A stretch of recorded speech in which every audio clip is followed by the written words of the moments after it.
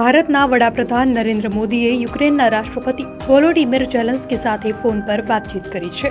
આ વાતચીત બાદ પીએમ મોદીએ સોશિયલ મીડિયા પ્લેટફોર્મ એક્સ પર પોસ્ટ કરીને તેની જાણકારી આપી હતી। પીએમ મોદીએ પોતાની પોસ્ટમાં લખ્યું હતું કે રાષ્ટ્રપતિ ઝેલેન્સ્કી સાથે વાત કરીને અને તાજેતરના વિકાસ પર તેમના મંતવ્યો જાણીને મને આનંદ થયો। મેં સંઘર્ષના વહેલા અને શાંતિપૂર્ણ નિરાકરણની જરૂરિયાત પર ભારતની સુસંગત સ્થિતિ જણાવી છે।